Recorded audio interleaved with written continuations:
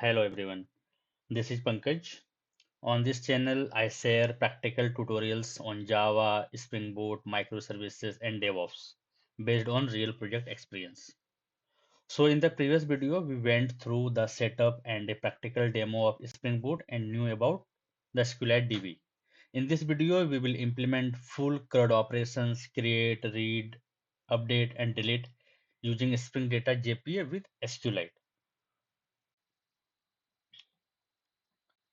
So now let's start full CRUD operations. So in controller class, firstly, we have to create the all endpoint for create, update, delete, and update.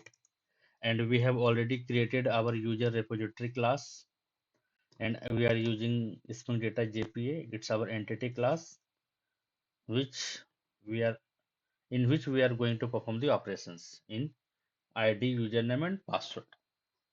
So without delay, let's start. So firstly, uh, only we have checked Spring Boot, we configured, we made the setup, it was working. Later we checked that our SQLite database is working fine or not. That's why just we write a simple code and just try to insert the data into the SQLite DB using Spring Data GPA. Now, so firstly we will create the get method if I have to fetch the record, or uh, rather we can do, firstly we will create the user. Firstly we will create the user. So for that, what we have to use, which endpoint we have to use, at the rate post mapping. Whenever you have to create any user, it means you have to make the resource, then you have to use at the rate post mapping.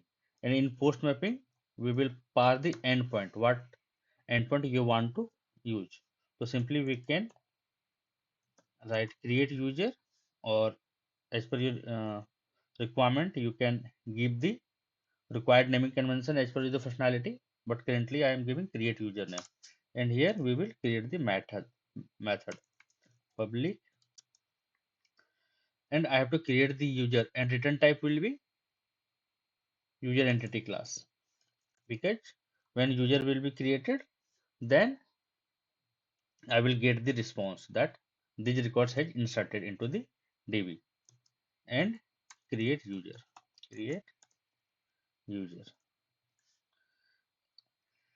and when we will pass the request, so to intercept that request, what we have to do, we have to use the annotation at the rate request body,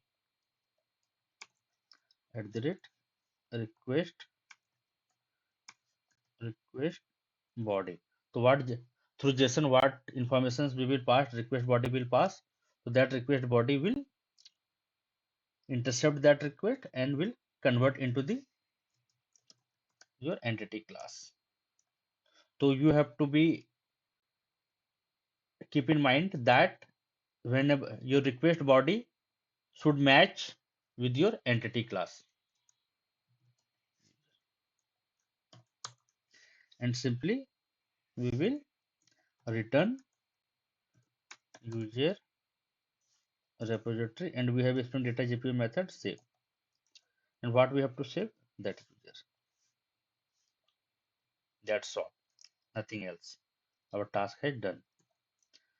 Now, next we have to create the get user. So for that, if we have to fetch the data from the database, so we have get mapping annotations. Get sorry, get mapping annotations, and here we have two way to fetch the data. Either you can search by ID, or you can search all users at a time. So firstly we will do get all users, get all users, and you can give the name name public. What we have to return, we have to return the list. Get all users means we have to return list of user entity, list of user entity, and get all users. That's fine. And for that we have a method user repository dot find all. And if I have to search by ID, then another again we will use @get mapping, and this time we will read through ID. Then we have to pass the ID and public. Here we will get the one record, so we don't require the list. Simply we can use user entity and get.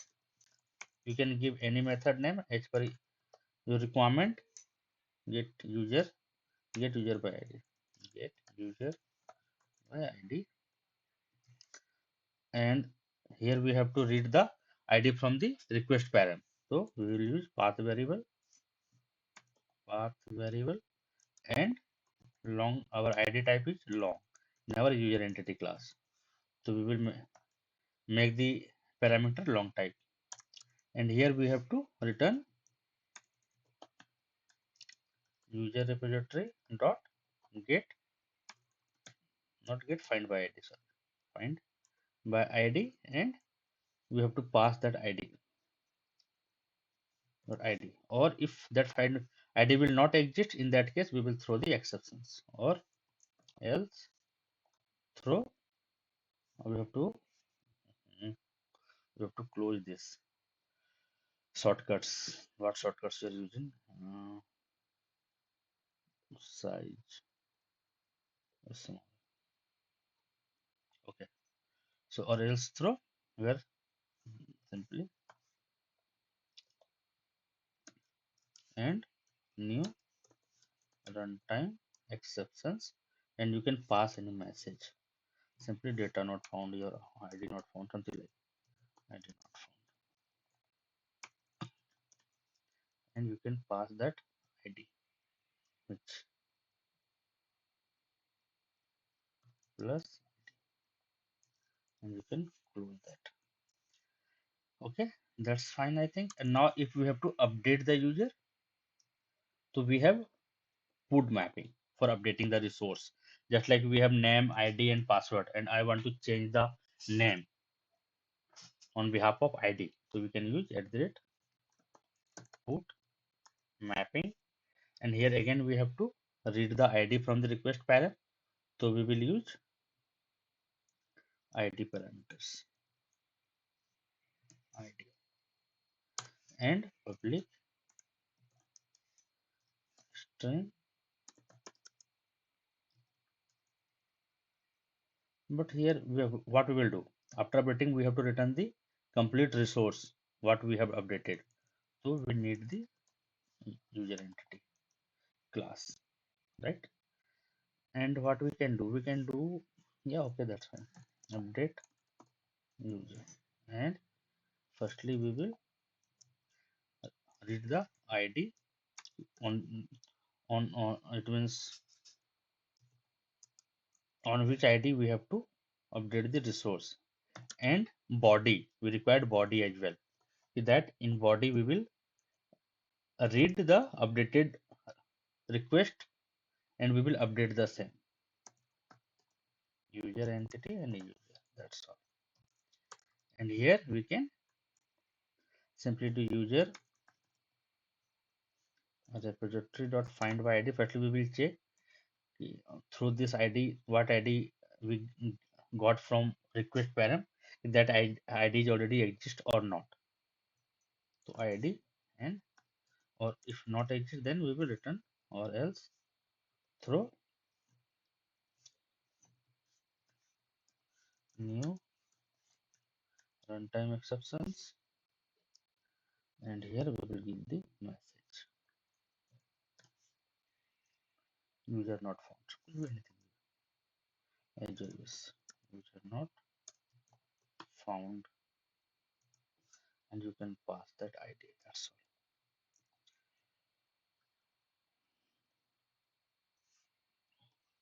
all. Okay, and if user exists, then we will get the user. Okay, and we will update that user. the user dot set user, and here we will pass the user dot get username and user dot set user password, user dot get user password, and we will return the user. That's all. So variable user is already defined in the scope. So user user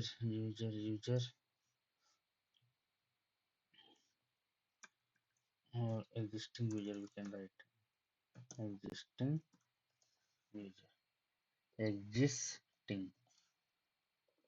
So through this ID we will get the existing user.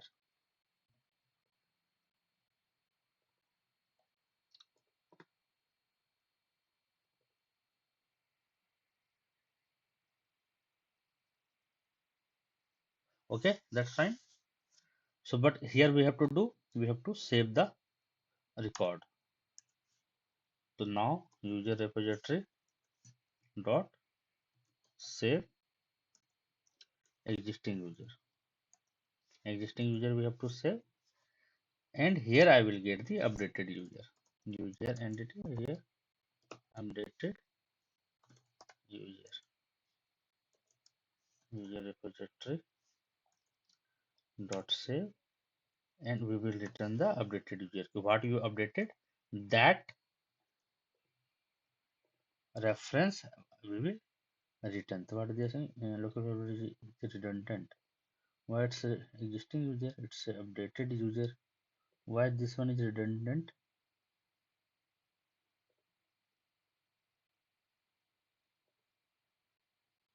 Okay, it's mentioning you are using twice. Why required to hold that? So it's a suggestion. Yeah, that's fine. We don't require to hold the reference. Simply we can return. So I think it's good now. And after that we can use the delete operations. That's fine. So for delete we have a delete mapping, and through ID we will delete. So we will need the ID from the request parent. So so we will use ID and public. Here we will simply give the message that user has deleted. Delete user, and at the rate path variable we will use, and long ID, and simply we will delete. Return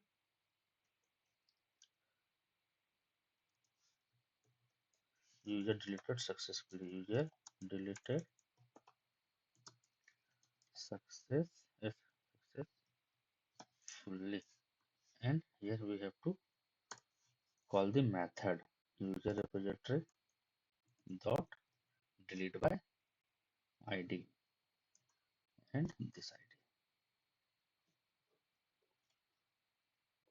ID. I think we done. So simply now we will test. So without delay, I restart the server, and we do check the, and through Postman we will check that our endpoints is working fine or not.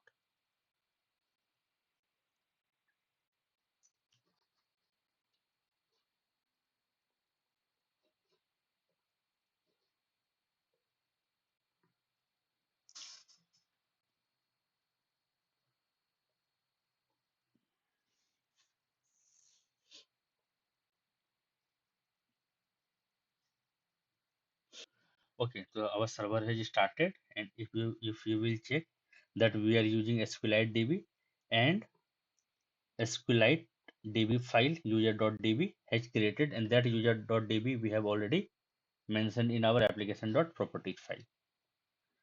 So the location which I have given, so on that location that file has been created. So if you have not configured yet, so you have to configure this user.db file with your SQLite, so you can perform all the CRUD operations, and you can check So simply I can add the database. It's an existing database. User, you want, you can test the connections and okay. So now we check any record exist as of now. No. So now we will perform the CRUD operations. So for CRUD operations, firstly we will create the user, right? So we have post mapping and we are passing Pankaj and password, and simply in params we are not passing anything. Authorization currently I'm not doing any security related things. Only header I am passing application in JSON type. That's all, and nothing else I did. And simply I just selected raw and JSON type. That's all. So now I send the request.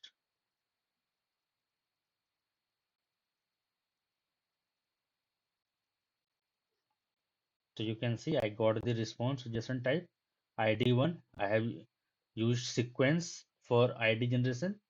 So it's by default, it will generate by default, and username Pankaj and 1 to 5. So now let's check on DB if that record exists or not. Now it's exist.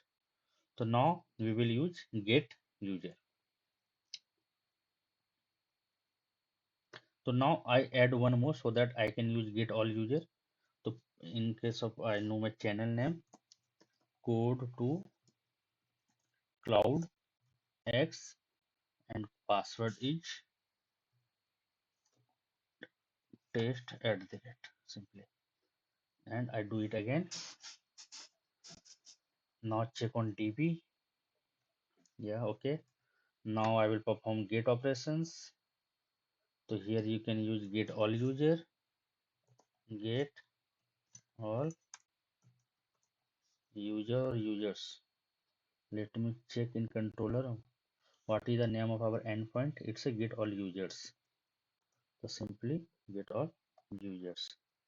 And what is code to CloudX? Code to CloudX is the API name here on top of user controller. Go to CloudX. And after that, what will be the endpoint? So accordingly, you have to check. So now simply get all users. So here I can get all these two records, and if I will do through ID, with that only I have to fetch through ID. So simply if I will give two, so I will get only second record. Okay. And if I have to update anything, I have to do put operations. So simply you can do in post also. I do. So what I do, go to CloudX and ID is 2. Second ID of 2. So this record I have to update. So I want to update the password test at the rate 12345 simply. So you will check firstly 2 is exist. If it exists, then it will be updated. So now I can cross check on database. So here it's also. Now if I want to delete, so simply you can use the delete, and you can.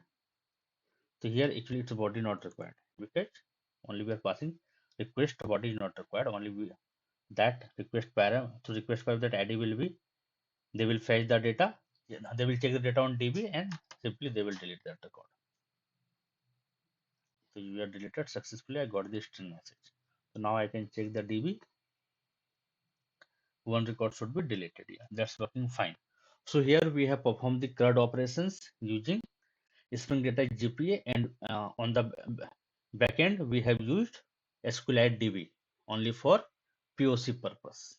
If you want, then you can use Edge your wish, either MySQL, Oracle, Postgres, anything. So because only I have to perform, and in local system we have already Docker, Kubernetes on all these things. So I don't want to. It means I don't want to slow down my system. That's why I used SQLite DB for my local POC. So thank you. If you like this video is helpful for you, so please subscribe, and thank you as of now.